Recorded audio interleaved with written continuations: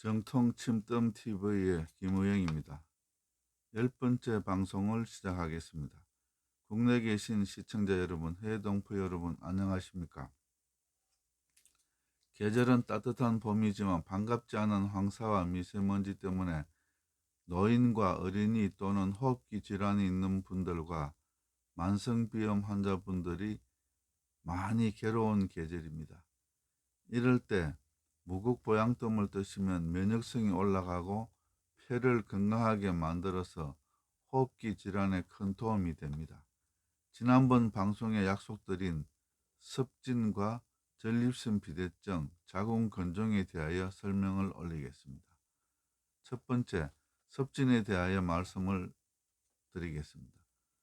섭진은 농촌, 어촌, 공장 등 장화를 신고 근무하시는 분들과 요식업에 종사하시는 여러분들이 섭진으로 고생을 많이 하시는데, 섭진 치료차 병원에 가시면 의사 선생님이 약을 처방해 주시는데, 문제는 섭진 약이 너무 강하고 오랫동안 장복을 해야 하기에 간과 위에 치명상이 될 수도 있습니다. 그러나 환부에 뜸을 뜨시면 약을 먹지 않아도 치유가 됩니다. 시청자 여러분께 많은 도움이 되었으면 합니다. 섭진 발생 원인을 설명을 드리겠습니다. 섭진이란 말은 일반적으로 널리 쓰이고 있으나 섭진은 정의하기가 매우 어렵습니다. 전염성도 있고 가려우며 갖가지 반전이 한테 뭉쳐서 나타나는 것이 특징으로 피부병 중에 가장 많은 것으로 체질적 요인에 여러 가지 자극을 가해져서 생긴다고 봅니다. 생기는 부위도 여러 군데입니다. 머리, 얼굴, 음부, 손, 발가락, 기타 어느 곳이나 생깁니다. 정상으로는 섭진 원인은 어떠하든 그 임상적인 상태를 특징으로 급성 섭진과 만성 섭진으로 나눌 때도 있습니다. 급성 섭진은 처음에 피부가 가렵고 빨개지고 붉은 구전이 전면에 나타나기도 하고, 병이 진행됨에 따라 구진의 꼭대기에 작은 물집이 생기거나 그것이 노란 고름처럼 보일 때도 있습니다.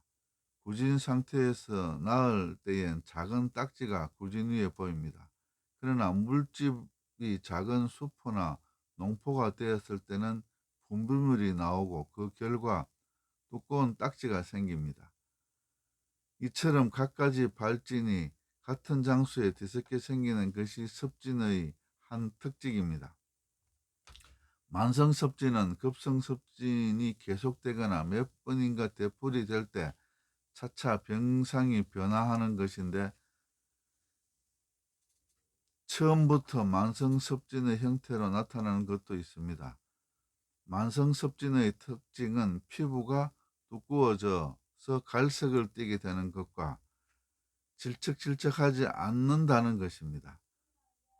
두꺼워진 피부 살결이 거칠어서 코끼리 가죽처럼 보이는 수도 있습니다. 물집이나 딱지도 생기지 않고 가려움도 급성 섭진처럼 심하지 않으나 그래도 약간 가려운 것이 보통입니다. 치유법으로는 섭진에 대해서는 전신적인 뜸 치유법이 가장 좋습니다.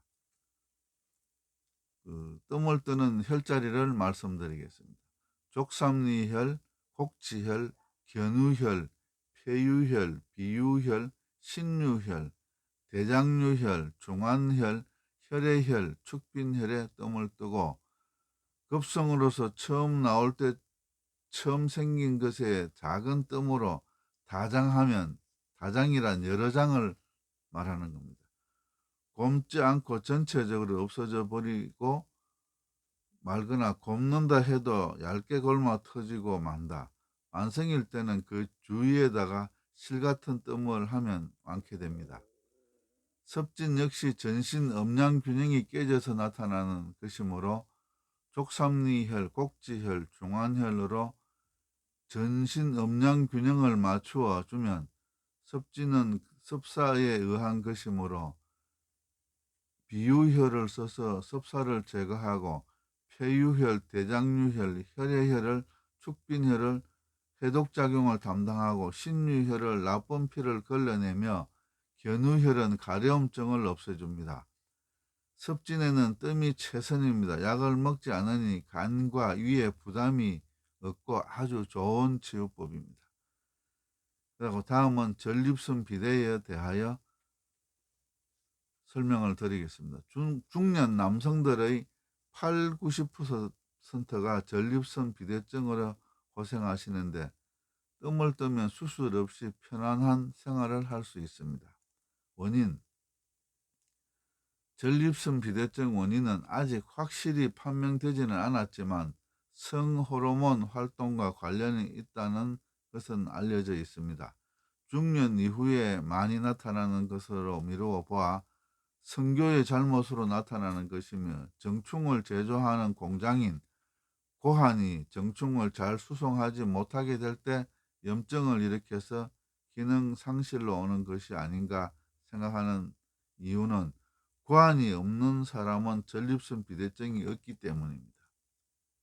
증상: 한마디로 말하면 전립선 비대의 증상은 배노장애입니다.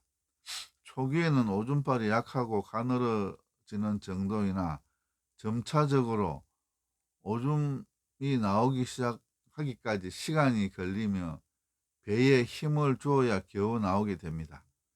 이 같은 증상은 옛날 사람들은 나이 탓으로 치부를 했습니다.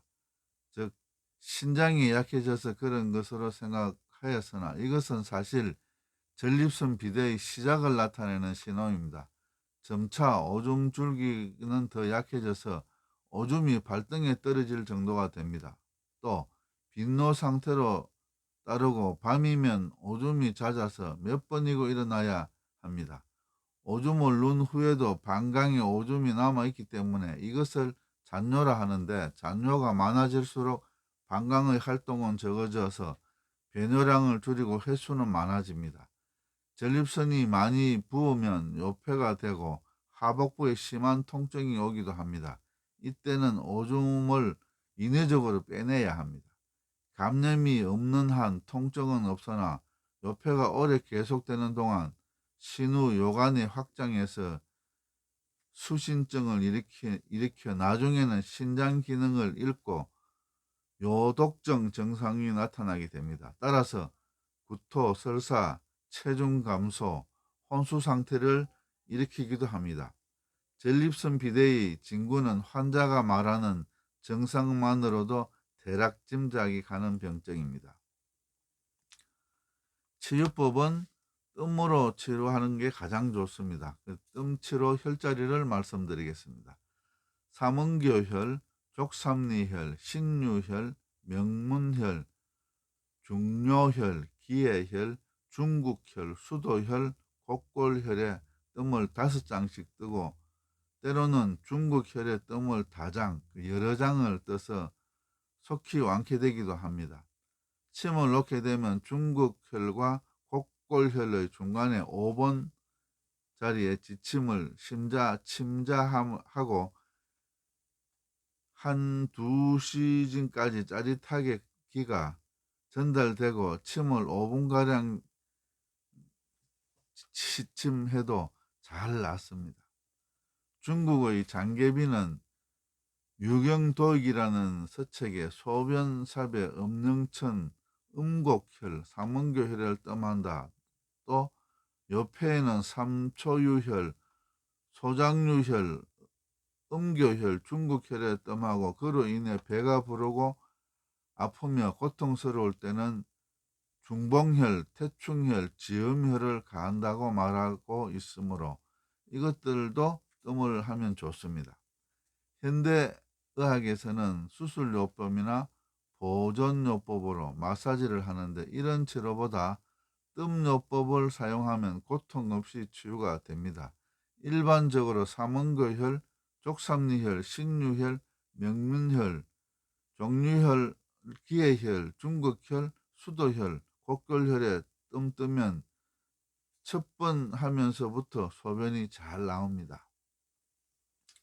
다음은 자궁 건종에 대하여 말씀드리겠습니다. 원인은 현대의학에서는 원인 불명이라고 합니다. 대부분 30대에서 폐경에 이르는 사이에 오는 것이 가장 많습니다. 종물의 크기는 엄지손가락 크기에서 어린아이 머리 정도 크기도 있고 그 개수는 한 개에서 여러 개로 다양합니다. 기혼자에게 많고 미산부보다는 경산부에 많고 자궁건종은 자궁건종층에 있는 부분이 중심이 되어 종물이 생기는 것을 내막 쪽이나 건종 내 복막 쪽에 어떤 때는 광인대 내부를 향하여 커져가는 근육성 양성 종양입니다. 부인병의 10에서 20%는 이 병이라고 합니다.